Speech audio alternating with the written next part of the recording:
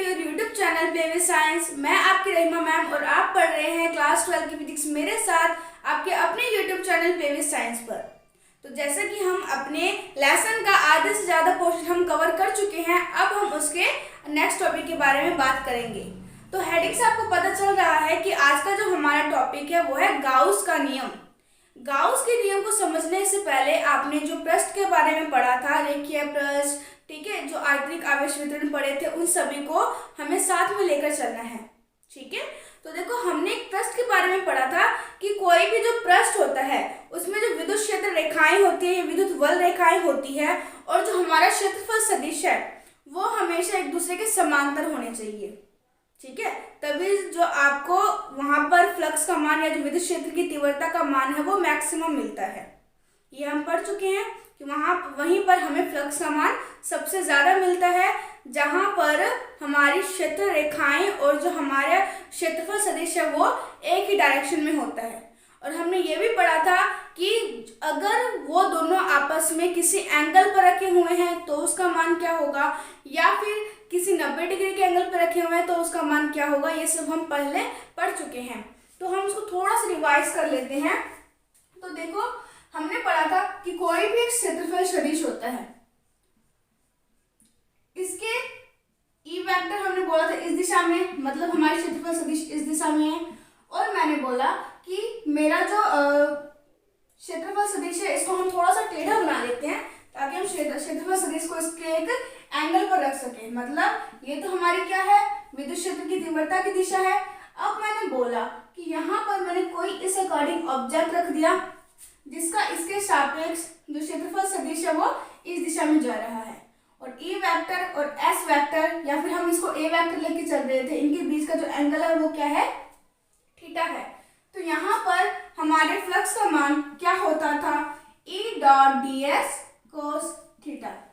जैसे जैसे इस थीटा का मान हमारा बढ़ता जाता था वैसे वैसे हमारी जो वैल्यू है वो घटती जा रही थी, है ना। 0 डिग्री पर मैक्सिमम मान, और अगर हम इसकी बात करें 90 डिग्री पर न्यूनतम मान हमें मिल रहा था। तो यहाँ पर देखो ये तो हम किसी भी पृष्ठ के बारे में बात कर रहे थे, लेकिन अब हम बोलेंगे कोई भी हमारा जो स्ट्रक्चर है वो बिल्कुल 3D स्ट्रक्चर है, 3 डायमेंशन स्ट्रक्चर है। मतलब एक हमारे निकाय जो है वो बंद निकाय के बारे में हम बात करने वाले हैं।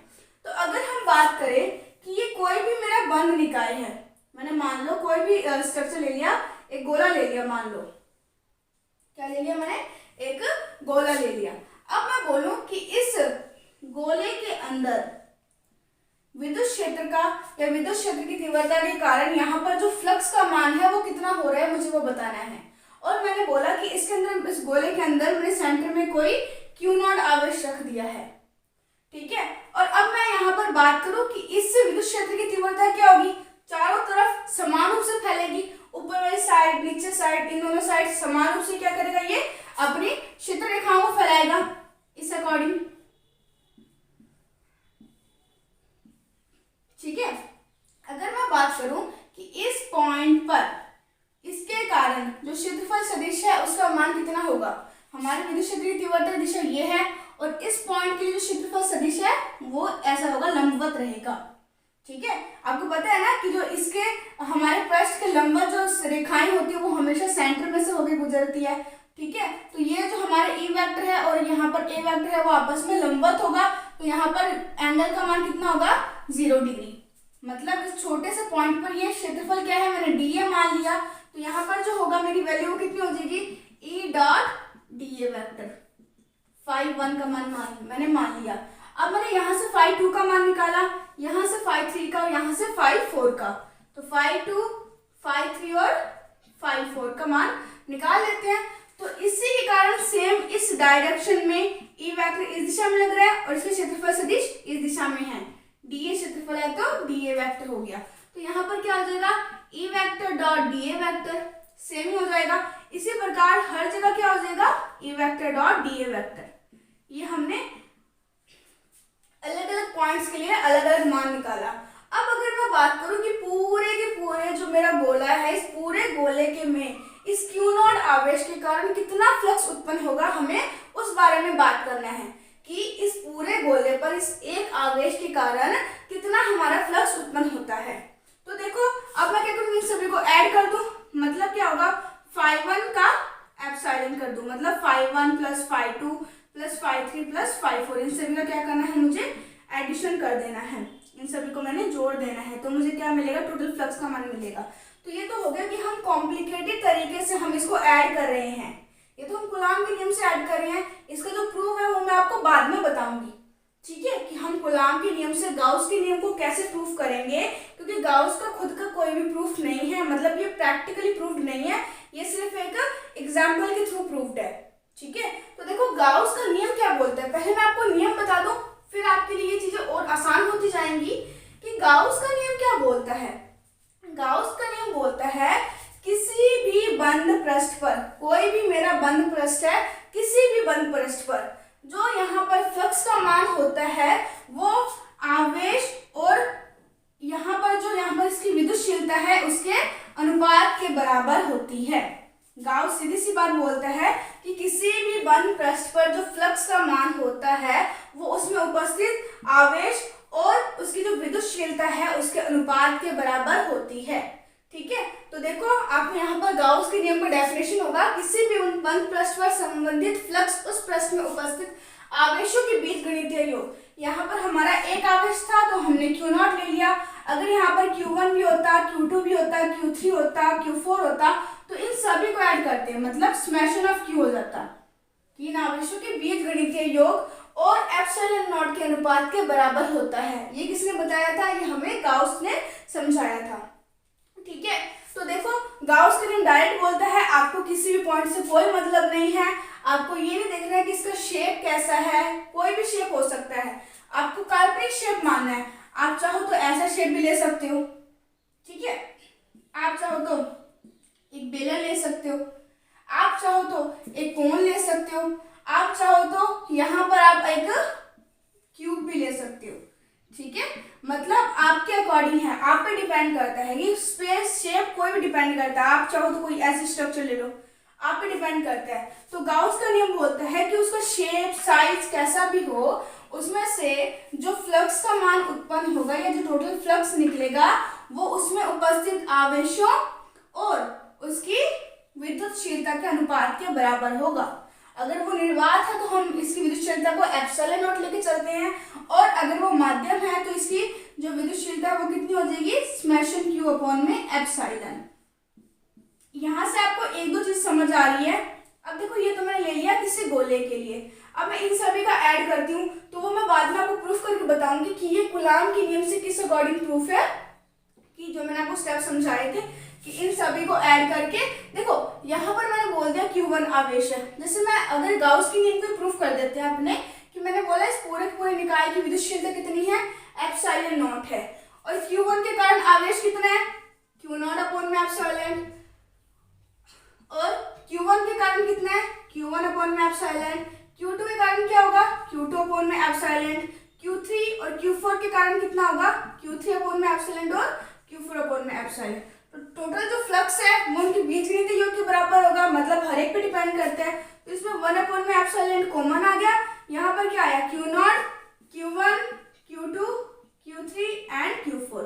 तो ये कितना हो गया हमारा summation of I 0 to 4 Q upon में एप्सिलॉन नॉट, मतलब हम क्या कह सकते हैं, समेशन Q अपॉन में एप्सिलॉन नॉट। तो गाउस ने क्या कहा कि वहां पे जितने भी हमारे ये आवेश होंगे उन सभी आवेशों के बीच गणितीय योग और उसका जो एप्सिलॉन नॉट है उसके अनुपात के बराबर गाउस का नियम होता है, बस दैट्स ऑल। इसके अलावा हमें इसमें कुछ भी नहीं पढ़ना, इसका प्रैक्टिकली प्रूफ होता नहीं है, हम बस इसका थ्योरेटिकली प्रूफ पढ़ेंगे, मतलब एक एग्जाम्पल से समझेंगे।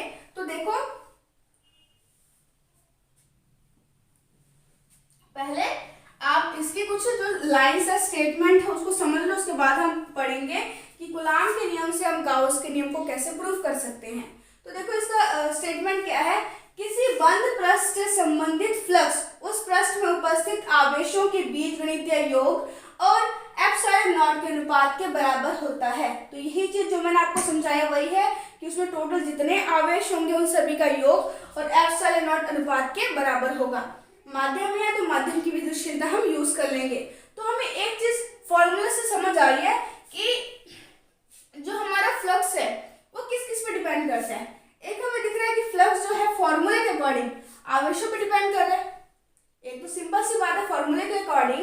हमारा फ्लक्स वो किस पे डिपेंड कर रहा है, आवेशों पे डिपेंड कर रहा है और विद्युतशीलता पे डिपेंड कर रहा है। अब वो माध्यम किसी भी माध्यम के तो उस माध्यम पे वो डिपेंड करेगा।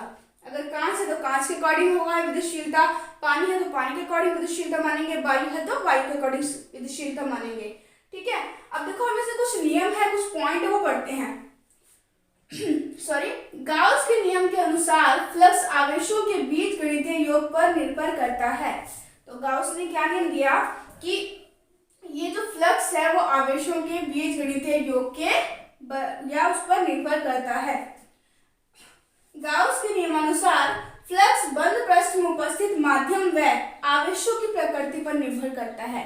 तो कोई भी जो हमारा बंद पृष्ठ है उस बंद पृष्ठ का माध्यम क्या है, अगर वो कांच है तो वो कांच पर निर्भर करेगा, अगर वो वायु है तो वायु पर निर्भर करेगा। तो जो भी हमारा बंद पृष्ठ है उस पर निर्भर करेगा, मतलब एप्सिलॉन पर निर्भर करेगा माध्यम पर, और आवेशों की प्रकृति वो पॉजिटिव है नेगेटिव है तो उस पर वो डिपेंड करेगा।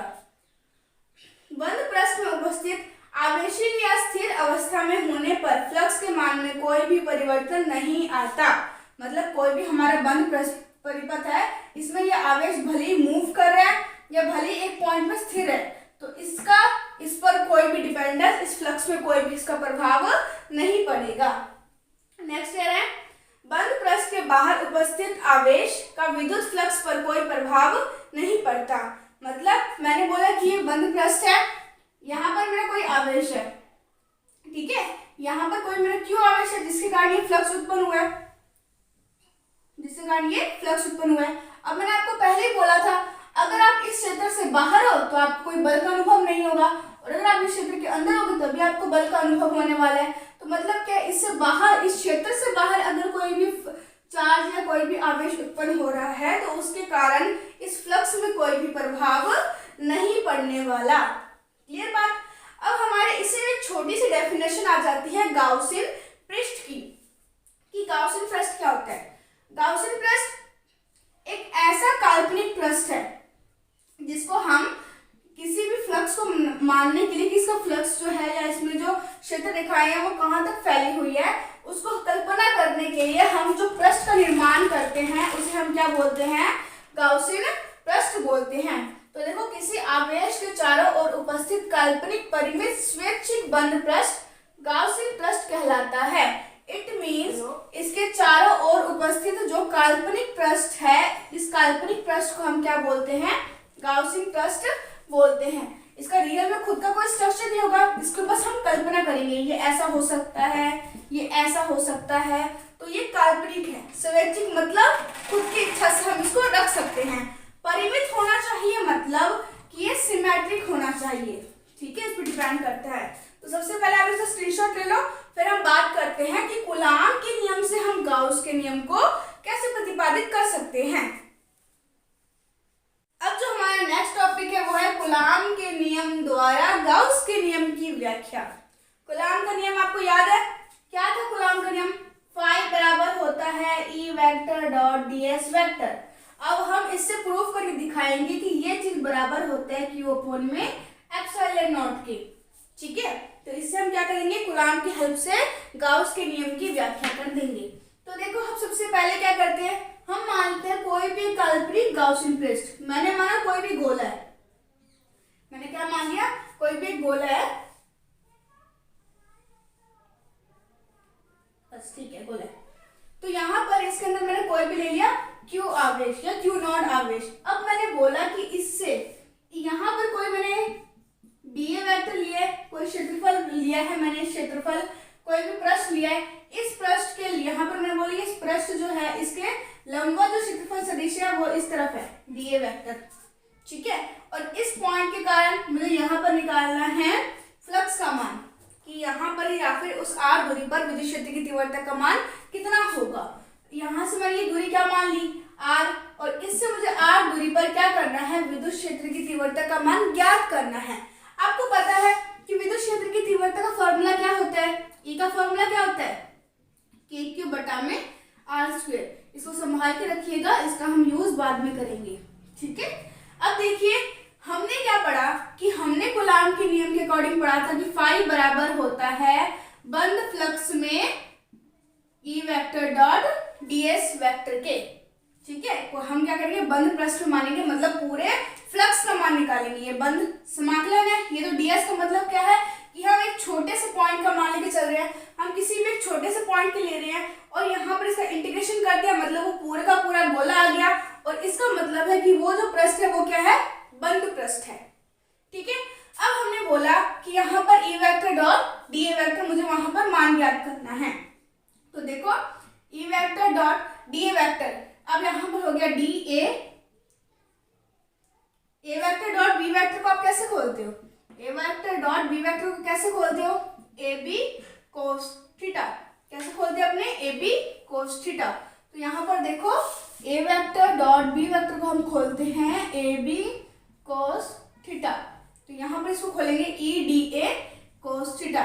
थीटा का मान कितना है, दोनों के बीच में एंगल कैसा है, 0 डिग्री एंगल है, 0 डिग्री एंगल है तो इसका मान कितना हो जाएगा, 1 हो जाएगा, मतलब E dot dA vector.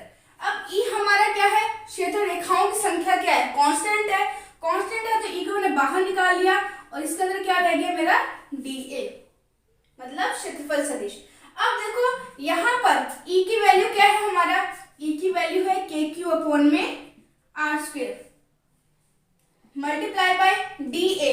dA देखो किसी भी dA मतलब क्षेत्रफल होता है, तो इतने छोटे का पार्ट का क्षेत्रफल dA है। अब अगर मैं इस पूरे का इंटीग्रेशन करूंगी, इस dA छोटे से पार्ट का इंटीग्रेशन करूंगी तो मुझे पूरा का पूरा बंद पृष्ठ मिल जाएगा। तो पूरे का पूरा जो बंद पृष्ठ है वो किसके बराबर है, गोले के बराबर है। तो एक गोले का पृष्ठीय क्षेत्रफल कितना होता है, वो आपको नॉलेज होना चाहिए कि किसी भी गोले का पृष्ठीय क्षेत्रफल कितना होता है, 4 पाई r²। इंटीग्रेशन करोगे तो मुझे a मिलेगा, तो इस गोले का a कितना है हमारा, KQ में r² multiply by 4 pi r² और r क्या है, इस गोले की त्रिज्या है। तो यहाँ पर देखो k का मैं मान पुट कर सकती हूँ। मैंने इस लेसन के स्टार्टिंग में आपको बताया था k का मान होता है 1 में 4 पाई एप्सिलॉन नॉट। ठीक है, यहाँ पर ऊपर क्या है, ऊपर हमारा क्या है, k का मान क्या है, 1 में 4 पाई एप्सिलॉन नॉट और क्या बच गया यहाँ पर q और मल्टीप्लाई बाय 4 पाई r²। ठीक है, और नीचे अगर हमारा r² है तो वो r² हमारा कहाँ आएगा, नीचे आएगा।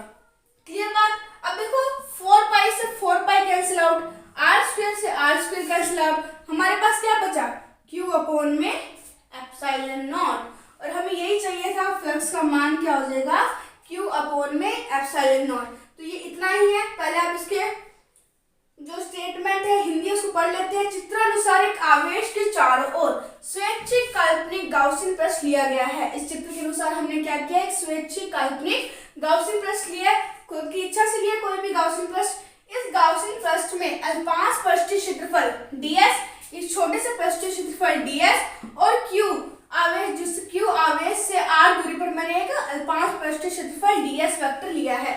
ds ले सकते हो आप, a लेके चल रहे हो तो dA कर देना, कोई प्रॉब्लम नहीं है।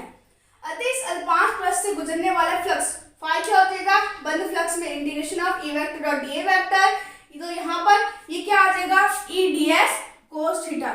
चूंकि यहाँ पर आपको पता है थीटा बराबर क्या है, 0 डिग्री, तो cos थीटा का मान कितना हो जाएगा, 1, cos 0 का मान कितना हो जाएगा, 1। तो यहाँ पर E हमारा कांस्टेंट है तो उसको हमने बाहर ले लिया और dA मतलब छोटे से पार्ट का जो अगर हम इंटीग्रेशन करेंगे तो मुझे पूरा गोला मिलेगा, मतलब a मिल जाएगा। और इस पृष्ठ का कंप्लीट गोले का जो क्षेत्रफल होता है वो होता है 4 पाई r²। तो यहाँ पर k का फॉर्मूला खोला, 1 में 4 पाई एप्सिलॉन नॉट, q की जगह q और r² की जगह अपॉन में r² और 4 पाई r² का 4 पाई r²।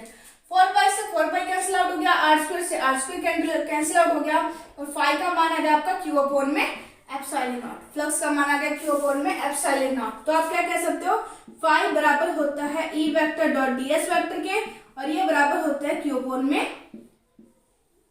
एप्सिलॉन नॉट के। तो यहाँ से हमने क्या किया, कूलाम के नियम से गाउस के नियम की हमने उत्पत्ति या उसको एग्जाम्पल उसको समझा दिया गया। प्रैक्टिकली इसका कोई प्रूफ नहीं है लेकिन ये वैलिड है, हर एक पॉइंट पे ये वैलिड होगा। ठीक है, हमेशा माना जाएगा इसको। तो ये बात हमने यहाँ पर क्लियर होगी। तो देखो आई थिंक आपको ये टॉपिक जो है वो बहुत अच्छे से क्लियर हो गया होगा। जो हमारी नेक्स्ट क्लास होगी उसमें हम पढ़ेंगे कि अगर कोई रेखीय तार है या रेखीय पृष्ठ है या देखिए कोई गोला है, उसमें हमारे गाउसियन पृष्ठ का मान या फ्लक्स का मान किस अकॉर्डिंग अलग अलग आता रहेगा। हम नेक्स्ट वीडियो में उसके बारे में चर्चा करेंगे। तो अगर आपको ये अच्छे से क्लियर हो गया तो पहले इसका आप स्क्रीनशॉट ले लीजिए। आई होप आपने ले लिया होगा इसका स्क्रीनशॉट। अगर आपको ये वीडियो पसंद आया तो आप इसमें कमेंट जरूर कीजिएगा, लाइक कीजिए इसको। अगर आपको कोई डाउट रह जाता है या अगर आपको अच्छा लगता है तो आप इसको कमेंट कीजिए, और इसको कमेंट शेयर और आपके लाइक से हमें मोटिवेशन मिलता है, हम और भी इच्छा जागृत होती है कि हम और बच्चों को और अच्छा प्रोवाइड करवाएं। हमें प्रोत्साहन मिलता है आपके लाइक कमेंट शेयर से। तो कीप इट अप, अपनी पढ़ाई को कंटिन्यू रखिए, अच्छे से पढ़ते रहिए और हंसते रहिए, मुस्कुराते रहिए और पढ़ते रहिए क्लास 12 की फिजिक्स मेरे साथ। All the best, take care, bye bye.